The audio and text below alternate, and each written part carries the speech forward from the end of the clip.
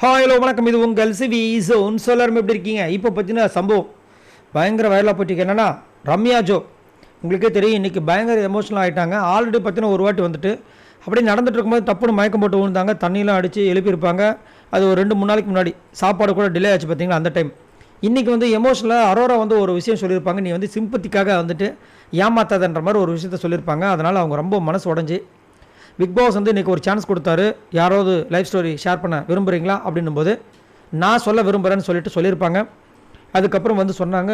அந்த ஸ்டோரி கேட்கும்போது ரொம்ப வருத்தமாக இருந்துச்சு. ஏன்னா அவங்க நிறைய ஆண்களை நம்பி ஏமாந்துருக்காங்க. அப்பாலேருந்து லவ்வர்லேருந்து நிறைய பேர் அவங்க லைஃப்பில் வந்து ஆண்கள் ஏமாற்றிருக்காங்க. அதனால தான் நான் யாரையுமே ஆண்களை நம்புறது கிடையாது அப்படின்ற மாதிரி ஒரு விஷயத்த சொன்னாங்க. ரொம்ப எமோஷ்னலாக இருந்துச்சு.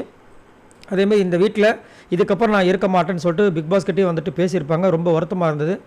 ஸோ அதெல்லாம் முடிஞ்சு இப்போ லைவில் கொஞ்ச நேரத்துக்கு முன்னாடி ஆச்சுன்னா நடந்து அப்படியே வந்துட்டு இருக்காங்க. தமால் விழுறாங்க. எப்படின்னா அந்த உடம்புல உயிரெல்லாம் எப்படி இருக்கும் அந்த மாதிரி விழுறாங்க. பயமாகிடுச்சு. எல்லோரும் தப்பதமும் ஓடிறாங்க. தண்ணி எடுத்து வேகமாக வீசுகிறாங்க. சபரி அடிக்கிறாரு. எந்திரிக்கவே மாட்டுறாங்க. அப்புறம் கொஞ்ச நேரம் பொறுத்து அப்படியே மெதுவாக கண்ணை திறந்து பார்க்குறாங்க. பக்குன்னு ஆயிடுச்சு. கொஞ்ச நேரம் இந்த பக்கம் பார்த்தா விக்ரம் பயங்கரமாக அழுகிறாரு. அவரோட டைப்பே தான் போல இருக்குது. இத்தனை நாளாக வந்துட்டு அடக்கி வச்சுருந்துருக்கார் பொழுது. இன்றைக்கி ஃபஸ்ட்டு சாப்பாடுக்கு வந்துட்டு அழுதார். இந்த மாதிரி ஏன் பண்ணுறீங்கன்னு சொல்லிட்டு. இப்போ வந்துட்டு இந்த பொண்ணு கீழே வந்தோடனே அந்த ஸ்டோரியும் கேட்டு அது தாக்குச்சான்னு தெரியல. செம்மையாக அழுதார். பக்கத்தில் பிரவீன் ராஜ் தான் வந்து சமாதானப்படுத்தினார்.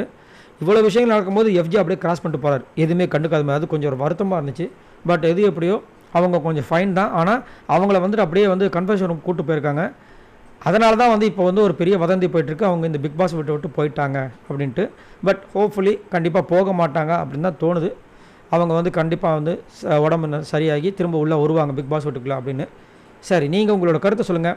உங்களுக்கு இந்த ரம்யா ஜோ பிடிக்குமா பிடிக்காதா? மறக்காமல் கமெண்ட்ஸ் பண்ணுங்கள். பாய் நண்பர்கள்.